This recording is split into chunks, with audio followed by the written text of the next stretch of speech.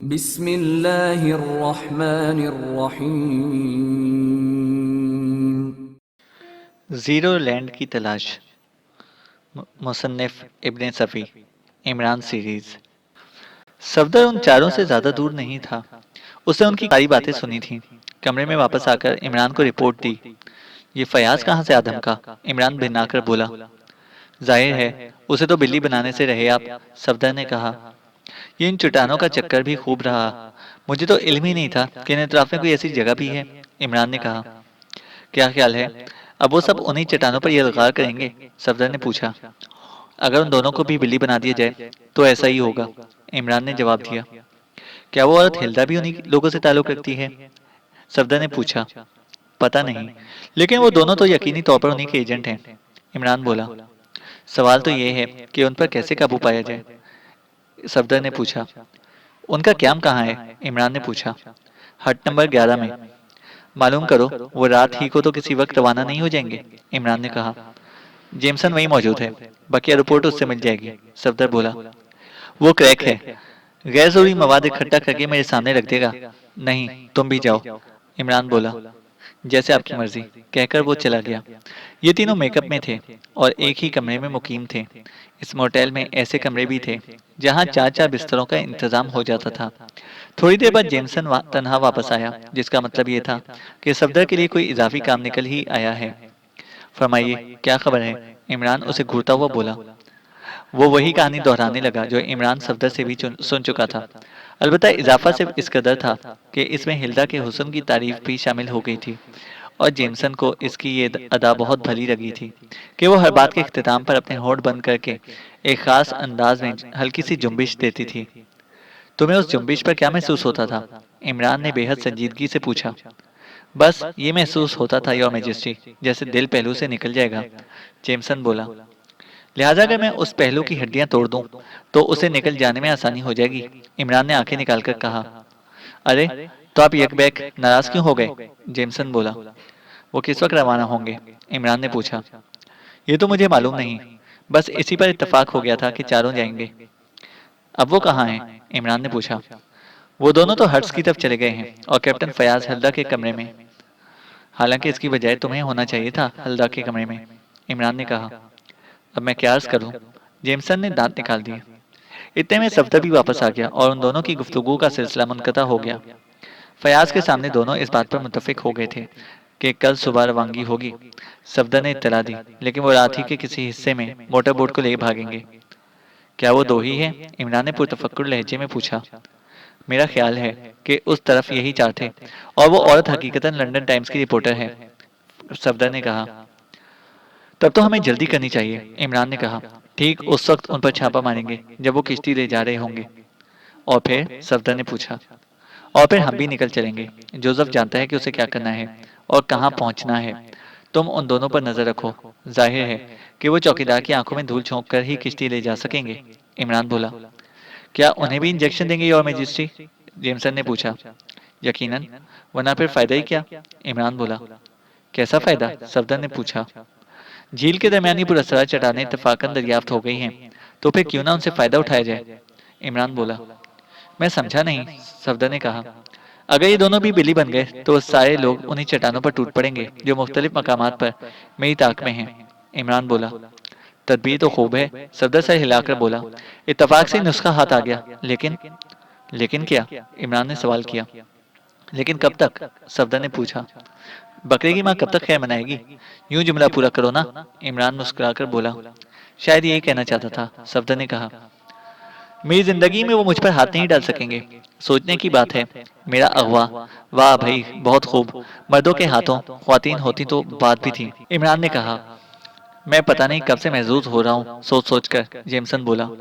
तो फिर स्कीम क्या है? सफदर ने पूछा। हम अभी से क्यों ना घात लगाएं, अंधेरा तो फैल ही गया है, जेमसन बोल पड़ा। मैं भी यही सोच रहा था, इमरान उठता हुआ बोला। 20 मिनट के अंदर अंदर उसने जरूरी तैयारियां मुकम्मल की और वो कमरे से निकल गए। वो आहिस्ता आहिस्ता ठहरते हुए हर्ष की जानिब चल पड़े, जैसे रात के खाने के बाद चहलकदमी को निकले हों। दफतन इमरान एक जगह रुककर बोला।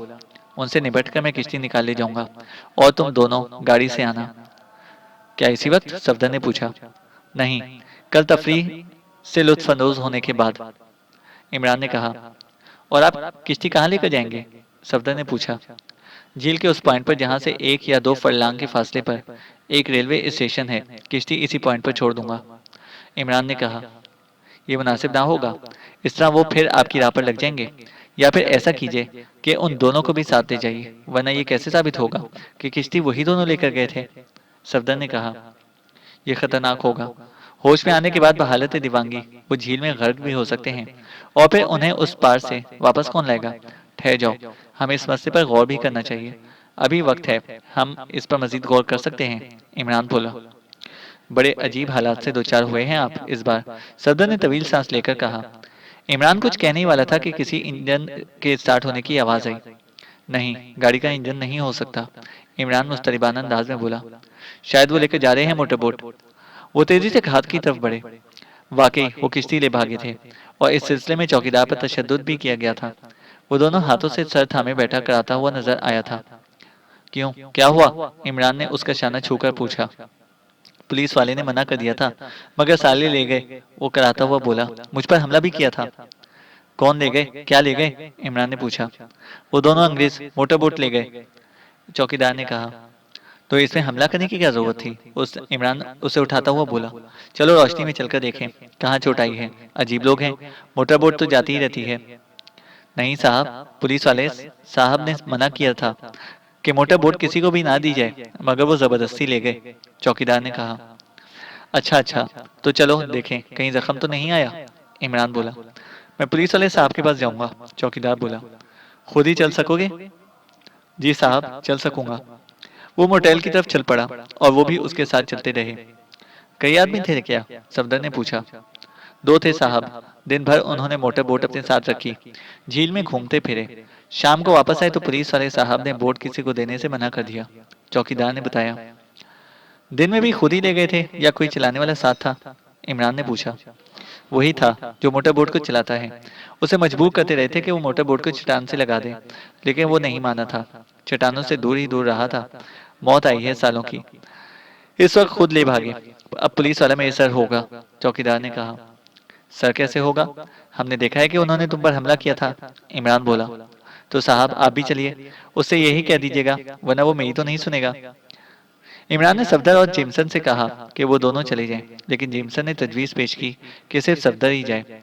वो खुद इतना मशाक नहीं है कि मेकअप का भरम कायम रख सके। ठीक है, इमरान ने कहा, तुम कमरे में जाओ। और आप? जिमसन ने पूछा। मेरी फिक्र ना करो। इमरान पीछे रह गया और वो दोनों आगे बढ़ते चले गए। दूसरी सुबह किश्ती घाट पर इसी जगह देखी गई जहां से उसे ले जाया गया था।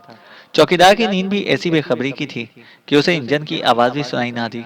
पता नहीं रात के किस हिस्से में वापस आई थी और उसे घाट पर छोड़ दिया गया था।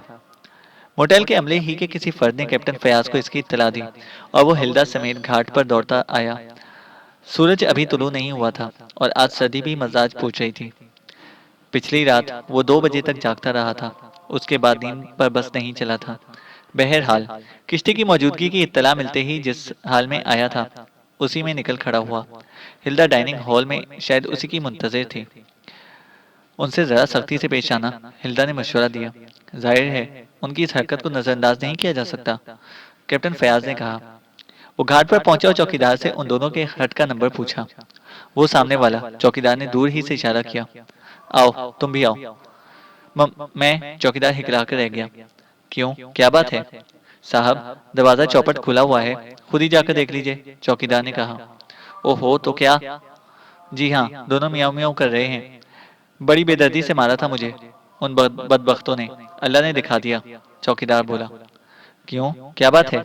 क्या कह रहा है? हल्दा ने फयाज से पूछा। वो दोनों भी बिल्ली बन गए हैं, कैप्टन फयाज ने बताया। ओह, तो चलो, यहाँ खड़े क्या कर रहे हो? वो इसका बाजू पकड़कर हट की तरफ खींचती हुई बोली। हट का दरवाजा खुला हुआ था, और वो दोनों फर्श पर बैठे कांप रहे थे। अंदाजे नशिस्त बिल्कुल बिल्लियों का सा था। उन्हें देखकर बिल्लियों ही किसी आवाजें भी निकालने लगे थे। अब बताओ, फयाज हल्दा की तरफ मुड़कर बोला। इस हिमाकत का क्या जवाब है? क्या तुम अब भी उन चट्टानों को देखना चाहोगी? हिल्दा कुछ ना बोली। वो बगौर उन दोनों को देखे जा रही थी। फिर वहां भीड़ इकट्ठा होने लगी और फयाज हाथ हिलाकर बोला। बराहे करम, भीड़ ना लगाइए, ये तमाशा नहीं है। लेकिन इस वक्त कोई भी उसकी सुनने पर तैयार नहीं था। उनमें गैर मुल्की भी थे, कुछ खाइफ थे और इतने बड़ा फरोख्ता नजर आ रहे थे जैसे वो उन दोनों के लिए जानों की बाजी भी लगा देंगे। सवाल तो ये है कि ये वापस कैसे आए। हल्दा थोड़ी देर बाद फयाज का बाजू पकड़कर बोली, यही तो मैं भी सोच रहा हूँ। अगर वहीं उनकी ये कैफियत हो गई थी तो वापसी क्यों कर हुई। फयाज ने कहा और हट में दाखिल हो गया और अपने पीछे खड़े हुए लोगों से कहा, बराहे करम आप लोग बाहर ठहरिए। फिर उसने उन दोनों पागलों से गुफ्तगू करने की कोशिश की, लेकिन जवाब में मियाऊ मियाऊ के अलावा और कुछ ना सुन सका। उसके बाद उसने हल्दा को इशारे से अंदर बुलाया और थोड़ी देर तक कुछ सोचता रहा। फिर बोला, इन दोनों को तो सफारत खाने वाले ले गए थे, लेकिन ये कौन है और इनके लिए किसे गुफ्तगू की जाए। कागजात तलाश करो इनके, इसके अलावा और कोई सूरत नहीं हो सकती, हिल्दा ने कहा। कम से कम दो गवाह भी जरूरी होंगे जिनकी मौजूदगी में इनके सामान की तलाशी ली जाए, फयाज ने पुतशवीश लहजे में कहा। होटल का मैनेजर बहुत ज्यादा नर्वस नजर आ रहा था। उसे डर था कि कहीं इन हादसात की वजह से ये सीजन तबाह ही ना हो जाए और इन हादसात का जिम्मेदार इस वक्त सफदर की लाई हुई गाड़ी में जुनूब की तरफ उड़ा जा रहा था। तन्हा था, खुद ही ड्राइव कर रहा था। सफदर और जेमसन मोटेल ही में रह गए थे। शाहदारा की साइन पोस्ट से जुनूब मशरिक की तरफ जाने वाली सड़क पर उसकी गाड़ी मुड़ गई और सफर जारी रहा।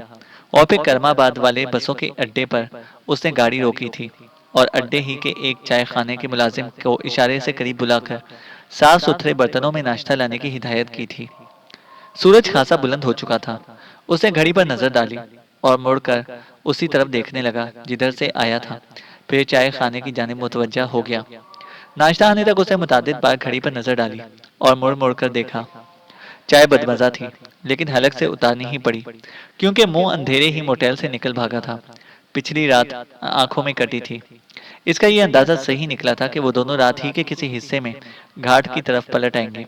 लिहाजा वो जरूरी साजो सामान के साथ उनके हट के करीब ही मौजूद रहा था।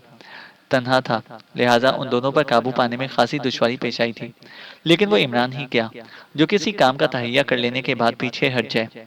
कार्रवाई मुकम्मल करके मोटेल के कंपाउंड में दाखिल हुआ और गाड़ी वहां से निकाल कर ले गया। और ये वहां के लिए कोई गैर मामूली वाकया भी ना था, क्योंकि शिकारी आमतौर पर उजाला फैलने से पहले ही शिकार के लिए निकलते थे। बहरहाल किसी ने भी उसकी तरफ खुसूसी तवज्जो नहीं दी थी। सफदर और जेमसन को पहले ही इसका इल्म था कि गाड़ी की अदम मौजूदगी का मतलब क्या होगा। बहरहाल वो निकला चला आया था। नाश्ता करके होटल के मुलाजिम को अदायगी भी कर दी, लेकिन गाड़ी का इंजन स्टार्ट नहीं किया। वह भी मुड़ मुड़कर उसी रास्ते को तकता जा रहा था जिससे यहाँ पहुंचा था। थोड़ी देर बाद उसने तवील सांस ली और सीधा हो बैठा। और फिर तीन सयाफाम आदमी गाड़ी के करीब आ खड़े हुए। उनके कंधों से देसी बंदूकें लटक रही थीं और हाथों में बड़े बड़े थैले थे। इमरान ने पिछली सीट की तरफ इशारा किया और वो दरवाजा खोलकर अंदर बैठ गए। उनमें से एक बोला, बस निकल चलो बॉस, हमारा ताकुब होता रहा है। ये कैसे हुआ? इमरान के लहजे में हैरत थी। मुझे तो दूसरे कैंप के लोग मालूम होते हैं। इमरान ने इंजन स्टार्ट किया और गाड़ी तेजी से आगे बढ़ गई। तूने कैसे अंदाजा लगाया था? अगर कोई घात में हो तो मेरी छठी हिस्स तेज हो जाती है, जोसेफ बोला। खैर खैर, फिर बात होगी, मैं देखूंगा, इमरान ने कहा। शायद वो उसके दोनों साथियों की मौजूदगी में इस मसले पर बात नहीं करना चाहता था। स्कीम के मुताबिक जोसेफ ने शुमाल मगरबी साहिल पर बसे हुए सयाफाम लोगों में से दो को साथ चलने पर आमादा कर लिया था और वो खुद भी शलवार और कमीज में था। और अब ये शिकार की कोई पार्टी ही मालूम हो रही थी। इमरान मेकअप में था और तारीख शीशों वाली ऐनक लगा रखी थी। बस ऐसा ही लगता था जैसे कोई जागीरदार अपने मुलाजिमों समेत शिकार के लिए निकला हो।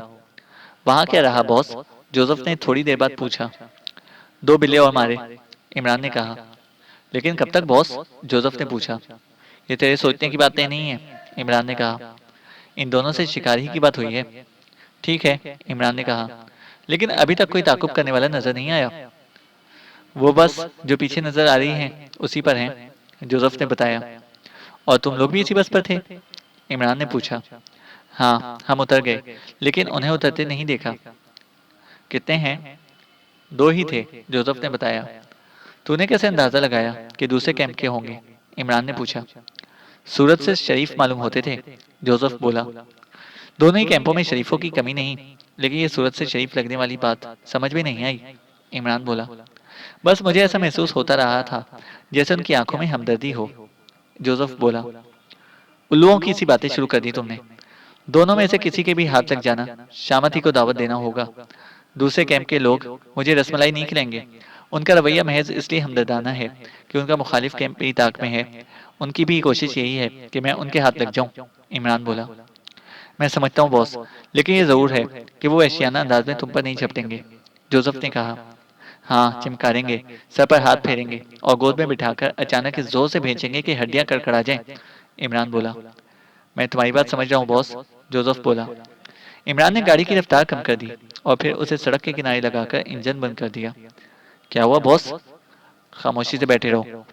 इमरान गाड़ी से उतरा और बोनट उठाकर इंजन पर झुक पड़ा। फिर पलट आया और इंजन स्टार्ट करके दोबारा देखभाल करने लगा। कभी इंजन को रेस देता और कभी किसी पुर्जे को छेड़ने लगता। बस गुजर गई। इमरान ने सर उठाकर जोसेफ को देखा और जोसेफ ने अपने सर को इस्पात में चुम्बिश दी। इमरान बोनट गिराकर ड्राइविंग सीट पर आ बैठा। बस नजरों से ओझल हो चुकी थी। वो मौजूद थे बस में। जोसेफ आहिस्ता से बोला, गालिबन 2.5-3 मील के फासले में एक डाक बंगला है। वो लाजमी तौर पर वहां उतरकर हमारा इंतजार करेंगे। तो फिर क्या इरादा है? दोस्त हो या दुश्मन, मैं फिलहाल किसी का भी सामना नहीं करना चाहता, इसलिए यहीं से रास्ता काट रहा हूँ। इमरान बोला, अगर इधर के रास्तों से वाकिफ हो तो जरूर ऐसा करो। जोसेफ बोला। करीबन 1 या 1.5 फरलांग मजीद चलने के बाद इमरान ने गाड़ी एक कच्चे रास्ते पर डाल दी। रहमान साहब घर पर मौजूद नहीं थे और डेलिया मोरान लड़कियों में घिरी हुई थी। सुरैया भी मौजूद थी। लड़कियों का ख्याल था कि डेलिया फितरतन बहुत अच्छी औरत है। अगर वहां रुक गई तो उन पर बार ना होगी। लेकिन न जाने क्यों सुरैया उससे दूर दूर ही रहती थी। इस वक्त भी वो कमरे में मौजूद नहीं थी।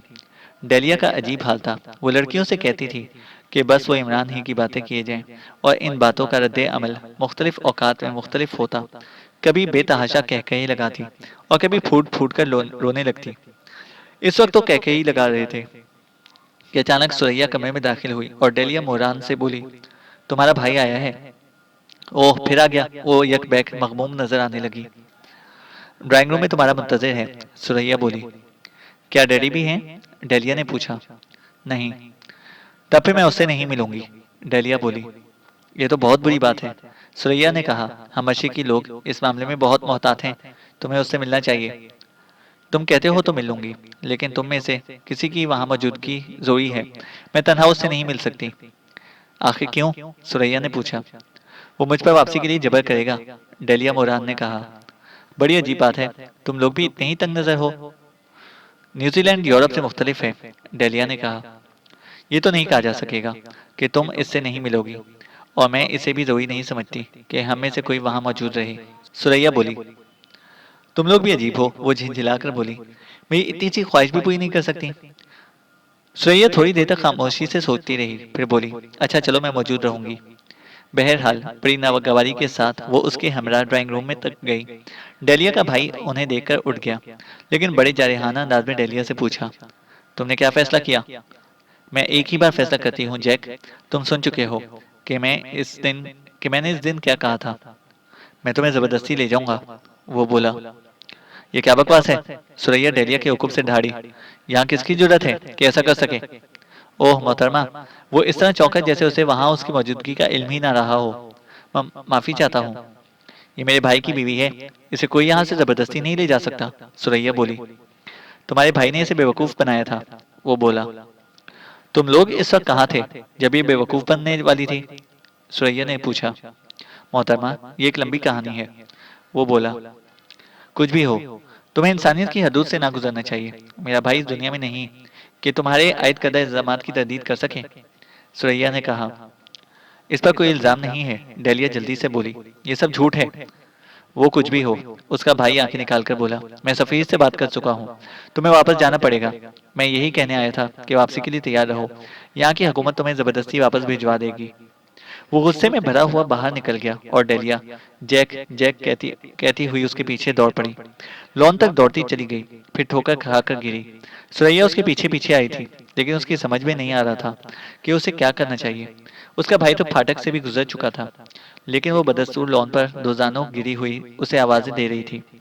आखिर सुरैया आगे बढ़ी और बगलों में हाथ देकर उसे उठाने लगी। न जाने क्यों इस वक्त उसका दिल उसके लिए पसीज गया था। बदिक्कत उसे अंदर लाई और सोफे पर बिठाकर उसे लिपटा लिया। फिर दोनों ही बुरी तरह रोई। उसके बाद घर एक बार फिर मातम गोदा बन गया।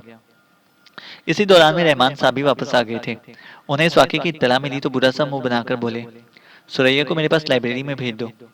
और जब सुरैया वहाँ पहुँची तो रहमान साहब उसे घूरते हुए बोले, तुम भी उसी हिमाकत में मुब्तला हो गई। मैं क्या करूँ डैडी, इस वक्त दिल पर काबू नहीं रहा। इधर आओ, रहमान साहब आहिस्ता से बोले। सुरैया मुतहय्यराना अंदाज में उनकी तरफ बढ़ी और वो करीब ही की एक कुर्सी की तरफ इशारा करके बोले, बैठ जाओ। फिर कुछ देर बाद उन्होंने कहा, डेलिया एक नफसियाती मरीजा है, इसका इमरान से कोई ताल्लुक नहीं। उसका भाई कहता है कि उसने पता नहीं कहाँ से और कैसे शादी के कागजात भी हासिल कर लिए, जबकि सिरे से कभी उसकी शादी ही नहीं हुई। लेकिन बचपन ही से वो कहती आई है कि शौहर को बेवकूफ़ और सीधा साधा होना चाहिए। जवान हुई तो कहने लगी कि उसका शौहर उसे छोड़कर कहीं चला गया है। वरना तुम खुद सोचो, क्या उसके पास इमरान की कोई तस्वीर ना होती। यहाँ किसी अखबार के रिपोर्टर ने उसे ज़बानी हुलिया सुनकर इमरान की तस्वीर सामने रख दी और उसने कह दिया कि हाँ यही है। सुरैया हैरत से मुंह फाड़े सुनती रही, फिर बोली, तो आप उसे यहाँ क्यों ले आए थे? क्या करता? इमरान का नाम सुनते ही मैंने सोचा कि उसे अखबार वालों से दूर ही रखा जाए तो बेहतर है, वरना खुदा जाने किस किस किस्म का स्कैंडल बनेगा। रहमान साहब ने कहा, तो ये उसके भाई ने बताया है? सुरैया ने पूछा। जाहिर है, वरना मुझे कैसे मालूम होता। इसलिए वो जबरदस्ती पर भी आमादा है, वरना डेलिया पर कौन जबर कर सकता था। वो अपनी मर्जी की मालिक तस्वुर की जाती। लेकिन ऐसी सूरत में जबकि ये सब कुछ एक जहनी मर्ज का नतीजा है, वो यहाँ उसे कैसे तनहा छोड़ सकता है। मुझे यकीन है कि डेलिया ने कभी इमरान की शक्ल तक ना देखी होगी। रहमान साहब ने कहा, लेकिन आप उसे अपने साथ रखने पर मजबूर हैं। सुरैया बोली, जाहिर है उस वक्त तक यहीं रहेगी जब तक कि न्यूजीलैंड वापसी का इंतजाम नहीं हो जाता। कैसी मुसीबतों से गुजर रहे हैं हम लोग। अम्मा भी को किसी कदर तस्कीन हो गई थी। अब क्या होगा? सुरैया बोली, कुछ भी नहीं, सब ठीक होगा। वो जिंदा ही था तो तुम्हारा कब था? डैडी, खुदा के लिए, सुरैया बोली। जाओ, वो हाथ उठाकर बोले, मुकद्दरात से कोई नहीं लड़ सकता। जरा ही देर तो उनकी नरम गुफ्तारी से लुत्फानंदोज हो पाई थी और अब फिर वही पत्थर बोल रहा था। वो चुपचाप उठी और लाइब्रेरी से बाहर निकल गई। रहमान साहब थोड़ी देर तक खामोश बैठे रहे, फिर उठकर फोन के करीब आए और कुछ देर बाद सर सुल्तान की आवाज़ सुनाई दी। तुम कहाँ हो? घर पर। वहीं ठहरो, मैं फौरन पहुंच रहा हूँ। तुम्हारे पास ही आने वाला था, रहमान साहब ने कहा। राब्ता मुनक़ता होने की आवाज़ सुनकर रहमान साहब ने रिसीवर क्रडल पर रख दिया और पुरतशवीश अंदाज में खिड़की से बाहर देखने लगे। अंधेरा फैल गया था। उन्होंने खिड़की बंद कर दी और उसी कुर्सी पर आ बैठे जिससे उठे थे। फिर उन्होंने मेज के पाए से लगे हुए घंटी के बटन पर उंगली रख दी। थोड़ी देर बाद एक मुलाजिम कमरे में दाखिल हुआ। कॉफ़ी के लिए कह दो, एक मेहमान भी है, उन्होंने मुलाजिम से कहा और मेज से अखबार उठाकर यूं ही सफ़ात पर नजर दौड़ाने लगे। वो बेचैनी से सर सुल्तान का इंतजार कर रहे थे। खुदा खुदा करके उनकी आमद की इत्तला मिली, खुद ही उठ गए और उन्हें सीधे लाइब्रेरी ही में ले आए। कोई खास बात? रहमान साहब ने दरवाज़ा बंद करते हुए कहा। बैठ जाओ, आजकल हर बात खास ही हो रही है, सर सुल्तान ने कहा। रहमान साहब कुछ कहने वाले थे कि दरवाजे पर दस्तक हुई और रहमान साहब ने ऊंची आवाज में कहा, आ जाओ। मुलाजिम ने दरवाज़ा खोला और कॉफ़ी की ट्रॉली धकेलता हुआ अंदर आया। ट्रॉली मेज के करीब लगाकर वो बाहर चला गया। कैप्टन फयाज ने आज दो पागल और सफारत खाने के हवाले किए हैं, सर सुल्तान ने कहा। हाँ, और वही किस्सा है, वो दोनों मोटा बोट लेकर भाग गए थे, जबकि फयाज ने उन्हें इससे बाज रखने की कोशिश की थी। उसका इरादा था कि दूसरे दिन वो खुद चट्टानों का जायजा लेगा।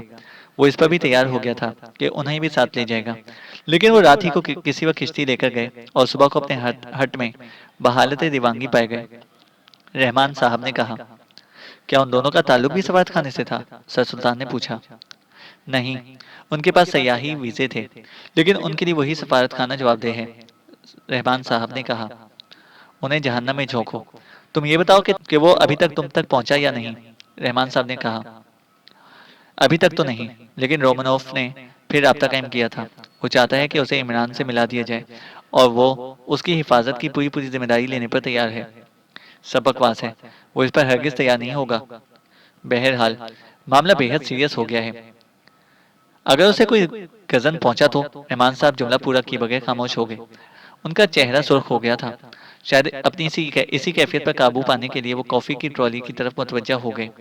सर सुल्तान खामोशी से उन्हें देखे जा रहे थे। रहमान साहब ने दो प्यालियों में कॉफी उंडेली। क्रीम लोगे या ब्लैक? उन्होंने सर सुल्तान से पूछा। ब्लैक। और सुनो, तुम भी मोहतात रहो और घर के अफराद को घर ही तक महदूद रखो, सर सुल्तान ने कहा। क्या मतलब? रहमान साहब बोले। वो इमरान पर मजीद दबाव डालने के लिए कोई और हरकत भी कर सकते हैं। इनकी एक एजेंट तो घर में ही मौजूद है, रहमान साहब ने सर्द लहजे में कहा। वो भी बाइस तशवीश है, सर सुल्तान बोले। लेकिन खुद उसके भाई ने ये बात साफ कर दी है कि वो जहनी तौर पर मरीजा है, रहमान साहब ने कहा। और सर सुल्तान को भी उसके बारे में वही बताने लगे जिसका जिक्र सुरैया से कर चुके थे। खूब, सर सुल्तान सा हिलाकर बोले। नाकामी की सूरत में उसे वापस ले जाने के लिए खासा वजनी जवाब रखते हैं। जब तक वो तुमसे नहीं मिलता, कोई यकीनी कदम नहीं उठाया जा सकता। यकीनी कदम कहाँ और किसके खिलाफ उठाया जाएगा? सर सुल्तान बोले। यही तो दुश्वारी है, रहमान साहब ने कहा। देखो रहमान, वो जो कुछ भी कर रहा है इसके अलावा और कुछ मुमकिन है ही नहीं। ये भी तो मालूम हो कि वो लोग चाहते क्या हैं, रहमान साहब बोले। फिलहाल इतना ही कि इमरान उनके हाथ में आ जाए। और क्यों चाहते हैं, इसका जवाब इमरान ही दे सकेगा, सर सुल्तान ने कहा। रहमान साहब किसी सोच में पड़ गए और सर सुल्तान कॉफी की प्याली खत्म करके बोले। अब मैं जाऊंगा, तुम्हें मोहतात रहना चाहिए। कोटी ही तक महदूद रहो, वरना हो सकता है कि इमरान दुश्वारी में पड़ जाए। रहमान साहब फिर कुछ न बोले, खामोशी से सर सुल्तान को रुखसत किया। सर सुल्तान ने गाड़ी पोर्च में खड़ी कर दी। जैसे ही उन्होंने स्टीयरिंग पर हाथ रखा, कागज का एक पुर्जा सरसराता हुआ उनकी गोद में आ गिरा। सर सुल्तान ने उसे उठाकर देखा था। इस पर मुख्तसर सी तहरीर नजर आई। 2 RP sir, black zero. Sir Sultan ने तवील सांस लेकर कुंजी इग्निशन में लगाई। रहमान साहब ने उन्हें दरवाजे तक छोड़ा था, पोर्च में नहीं आए थे। सर सुल्तान की गाड़ी कंपाउंड से बरामद होकर राना पैलेस की तरफ रवाना हो गई। ब्लैक जीरो ने उस मुख्तसर से नोट में उनसे राना पैलेस पहुंचने की दरख्वास्त की थी। उससे उन्होंने ये मतलब अखज़ किया था कि शायद इमरान राना पैलेस तक पहुंच चुका है। उनका अंदाज़ा गलत ना निकला। इमरान राना पैलेस में मौजूद था। बिलाखिर सर सुल्तान उसका शाना थपक कर मुस्कुराए। ये भी अच्छा ही हुआ कि दूसरे कैंप से आपको इत्तला मिल गई थी, वरना शायद आप लोग मुझे जिंदा ही दफन करा देते, इमरान हंसकर बोला। रहमान तो तुम्हारा 40वां भी करा चुके हैं, सर सुल्तान ने कहा। मेरे मर जाने पर एक बहू तो हाथ लगी, इमरान बोला। सवाल तो यह है कि आखिर दोनों कैंप तुम्हारे पीछे क्यों पड़ गए हैं, सर सुल्तान ने पूछा। ऊपर से सरमायादार हों और नीचे से कम्युनिस्ट, इमरान बोला। इसका क्या मतलब हुआ, सर सुल्तान ने पूछा। सर पर चंबेली का तेल है और जूतों के तल्लों में सुराख हैं, इमरान बोला। गैर बकवास से एतराज करो, हम सब बहुत परेशान हैं, सर सुल्तान ने कहा। और इमरान ने अपनी दास्तान दोहराना शुरू कर दी।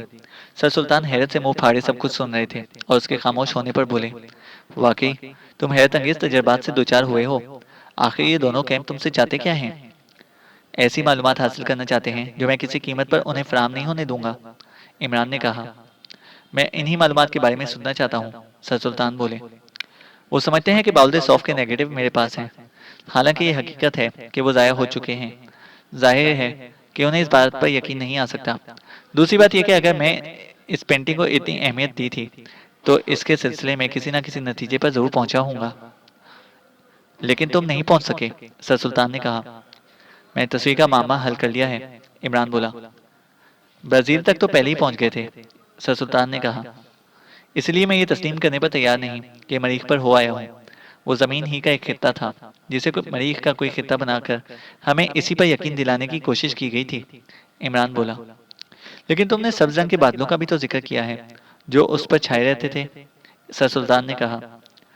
लेकिन रात में वो बादल नहीं होते थे, इसलिए मैं ये सोचने पर मजबूर हूँ कि वो बादल मसनूई थे और मैंने उन्हें दिन में भी गायब होते देखा था। उनकी जगह सफ़ेद बादलों ने ले ली थी और उन्हीं सफ़ेद बादलों से बर्फबारी का मंजर भी देख चुका हूँ और उस ठंडे सूरज का दीदार उसी खित्ता ज़मीन पर कर चुका हूँ जिसने कैप कैनेडी में बर्फबारी की थी, इमरान ने कहा। तुम बहुत कुछ देख चुके हो, सर सुल्तान बोले। और बाउल सौफ भी, इमरान उनकी आंखों में देखता हुआ मुस्कुराया। क्या मतलब, सर सुल्तान हैरत से बोले। उसी को छुपाए रखने के लिए तो वो सब्ज रंग के बादल बनाए जाते हैं, इमरान ने बताया। पूरी बात जल्दी से कह डालो, उलझन में मुब्तला मत करो, सर सुल्तान झिंझिलाकर बोले। इमरान उन्हें बताने लगा कि किस तरह उसने पहाड़ की चोटी से वादी का जायजा लिया था और पहाड़ों से घिरी हुई वो वादी किस अंदाज में बाउल सौफ वाली पेंटिंग का नज़ारा पेश करती है। खुदा की पनाह, सर सुल्तान आंखें फाड़ कर रह गए। अगर मैं उन लोगों के हाथ लग गया तो मुझे कन्फेशन चेयर पर बिठाकर सब कुछ उगलवा लेंगे और हो सकता है कि ये भी बावर करा लें कि मैं बबातिन जीरो लैंड का एजेंट हूँ। हाँ, इसका खदशा मौजूद है, सर सुल्तान ने उसे अजीब से नजरों से देखते हुए कहा। और शायद आप भी इस वक्त यही सोच रहे हैं, इमरान बोला।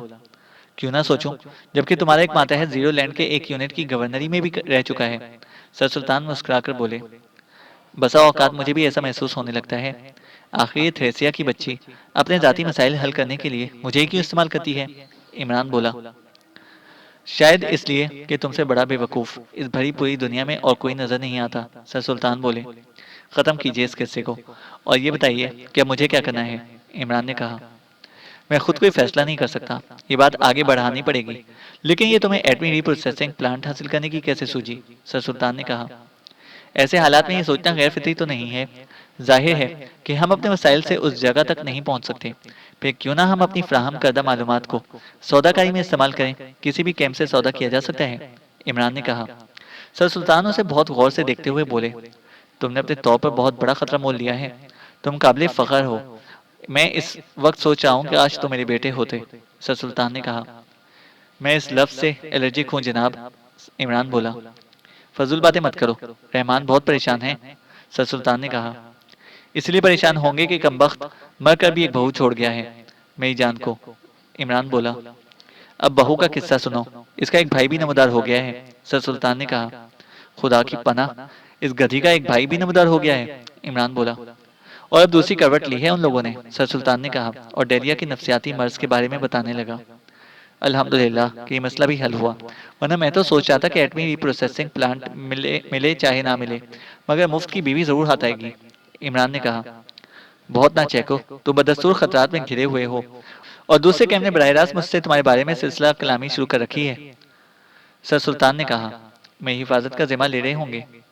इमरान बोला, यही बात है, और इन्हीं लोगों के जरिए मुझे मालूम हुआ था कि तुम जिंदा हो और इनके मुखालिफ कैंप की सिक्योरिटी वालों का घेरा तोड़कर फरार हो जाने में कामयाब हो गए हो। सर सुल्तान ने कहा, ऐसे हमदर्दों की कमी भी नहीं है दुनिया में, लेकिन अगर आज ये अपनी किसी गर्ज के तहत हमारे हमदर्द हैं, तो कल हमारे दुश्मनों के हमदर्द भी बन जाएंगे। इन दोनों कैंपों की खींचातानी ने सारी दुनिया को बेचैनी में मुब्तला कर दिया है। इसलिए कभी कभी दिल चाहता है कि क्यों ना जीरो लैंड का एजेंट बन जाऊं। इमरान बोला।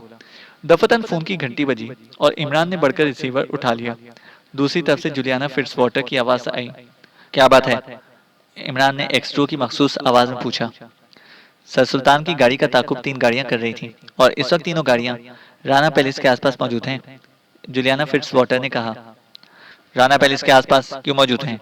इमरान ने पूछा। सर सुल्तान राना पैलेस गए हैं, इससे पहले मिस्टर रहमान के घर गए थे। जुलियाना फिट्जवाटर ने कहा। ठीक है, जब वो वहां से वापस हों तो ये देखा जाए कि तीनों गाड़ियां इसके ताकुब के इख्तिताम पर कहां कहां जाती हैं। गाड़ियों के नंबर भी नोट किए जाएं और उन मकामात की भी कड़ी निगरानी होनी चाहिए जहां वो गाड़ियां वापस जाएं। बहुत बेहतर जनाब। डेट्स ऑल, कहकर इमरान ने रिसीवर क्रेडल पर डाल दिया और सर सुल्तान की तरफ मुड़कर बोला, वो लोग मुसलसल आपका ताकुब कर रहे हैं और मेरा ख्याल है कि दोनों कैंपों के एजेंटों के अलावा जीरो लैंड के एजेंट भी इस वक्त आप में दिलचस्पी ले रहे हैं। इमरान बोला, ये शिमरा मरदूद हमें किस मुसीबत में मुब्तला कर गया। सर सुल्तान बुरा सा मुंह बनाकर बोले, अब आप जरा मोहतात रहिएगा। इमरान ने कहा, मुझे इल्म है कि कई दिनों से मेरा ताकुब किया जा रहा है। सर सुल्तान ने पुरतफक्र लहजे में बोले, लेकिन तुम बताओ कि अब क्या करोगे? आराम। इमरान ने तवील सांस ली। तुम्हारा इत्मीनान भी काबिल रश्क है। सर सुल्तान बोले, बेइत्मीनानी से भला क्या हासिल होता है? इमरान बोला, सवाल तो यह है कि अब क्या सूरत होगी। सर सुल्तान ने कहा, जितनी जल्द मुमकिन हो ऊपर वालों से राब्ता कायम करके इस मसले को पेश कीजिए। इमरान बोला, नेगेटिव तुम्हारे पास नहीं है? सर सुल्तान ने कहा, नेगेटिव हो या ना हो, मेरे पास ऐसी इन्फॉर्मेशन है कि उस जगह तक पहुंचना मुमकिन हो जाए जिसे उन्होंने मरीख का कोई हिस्सा बनाकर पेश किया था। इमरान बोला, क्या कोई नक्शा है तुम्हारे कब्जे में? सर सुल्तान ने पूछा। नहीं, लेकिन इस पर यकीन है कि वो जगह ब्राजील ही के किसी दुश्वार गुजार जंगल के दरमियान वाक़ है, जिसकी फिजा पर वो सब्ज रंग की कोहर मुहित रखते हैं। ताकि फजाई जायजे में उसे इमरान जुमला पूरा किए बगैर खामोश हो गया। ऐसा लगता था जैसे अचानक उसे कुछ याद आ गया हो। सर सुल्तान उसे गौर से देखने लगे। गालिबन 2-2.5 साल पहले की बात है। इमरान आहिस्ता से बड़बड़ा कर रह गया। क्या बात है? सर सुल्तान बोले, अमेरिका की ज्योग्राफिकल सोसाइटी के जर्नल में किसी फिजाई सर्वेयर का एक मजमून पढ़ा था। खुदा की पनाह, कहीं वो झील वही ना हो। इमरान बोला, कहाँ की हाँक रहे हो? सर सुल्तान बोले। इमरान चौंक कर सर सुल्तान की तरफ देखने लगा और फिर बोला, मुझे अच्छी तरह याद है कि उसने ब्राज़ील ही के किसी खित्ते का हवाला दिया था कि फ़ज़ाई सर्वे के दौरान में उसने कोई ऐसी झील देखी थी, जो पहले वहाँ नहीं थी। इमरान बोला, झील कहाँ से और क्यों याद आ गई इस वक्त? सर सुल्तान बोले, क्या ये मुमकिन नहीं है कि इस वादी पर छाई रहने वाली सब्ज कोहर और ज्यादा बुलंदी से किसी झील का मंजर पेश करती हो, यानी कोहर की बालाई सतह पर कुछ इस किस्म का तमोच पैदा किया गया हो जिस पर पानी की लहरों का गुमान हो सके? इमरान बोला, मुमकिन है। सर सुल्तान सर हिलाकर बोले, साइको मेंशन की लाइब्रेरियों में वो जर्नल महफूज होगा। अब बराह करम जल्द से जल्द ऊपर वालों से रब्ता कायम कीजिए, मैं इस मामले को खंगालता हूँ। इमरान बोला, तुमने खुद को बड़े बिखेड़ों में फंसा लिया है। सर सुल्तान ने कहा, मैं धकेला गया हूँ इस मामले में, एक कैदी की हैसियत से वहां ले जाया गया था। इमरान बोला, आखिर थ्रेसिया तुम्हें इस तरह क्यों इस्तेमाल करती है? सर सुल्तान ने कहा, वो जानती है कि मैं वाकई बेवकूफ़ हूँ। इमरान बोला, ये क्या बात हुई? आप लोग ये समझते हैं कि मैं बेवकूफ़ बनकर अपना उल्लू सीधा करता हूँ। इमरान बोला, क्या ये हकीकत नहीं है? सर सुल्तान बोले, हरगिज़ नहीं, मैं सचमुच अव्वल दर्जे का बेवकूफ़ हूँ। मुझे मरीख ही पर रह जाना चाहिए था। हर समझदार आदमी यही करता, लेकिन मैं शामत का मारा फिर ज़मीन पर दौड़ा आया। इमरान बोला, अब सीधी बातें नहीं करोगे, लिहाजा मैं चलूं? सर सुल्तान उठते हुए बोले, किबला वालिद साहब को अभी इसका इल्म ना होने पाए कि मेरी और आपकी मुलाकात हो चुकी है। इमरान बोला, क्यों? नहीं, वो बहुत परेशान है। सर सुल्तान ने कहा, मसलहतन, वरना मैं कब चाहता हूँ कि वो परेशान रहें। बस उनसे कह दीजिएगा कि फ़ोन पर गुफ्तगू हुई थी और इस गड़बड़ की वजह बॉल सॉफ्ट वाले नेगेटिव है और कोई ख़ास बात नहीं है। इमरान बोला, मैं उन्हें बता चुका हूँ कि तुम मरीख पर हो आए हो। इसकी इत्तला मुझे रोमनोफ से मिली थी। सर सुल्तान ने कहा, इसमें कोई मजायका नहीं, क्योंकि हर बाप यही चाहता है कि उसका बेटा मरीख पर चला जाए और वहां से कमाकर कुछ भेजे। अगर मरीख पर ना जा सके तो कम से कम दुबई ही चला जाए। इमरान बोला। सर सुल्तान ने बुरा सा मुंह बनाया और वहां से रुखसत हो गए। चैनल को सब्सक्राइब करें और बेल आइकन को प्रेस करें ताकि हमारी हर अपडेट आपको बर वक्त मिल सके।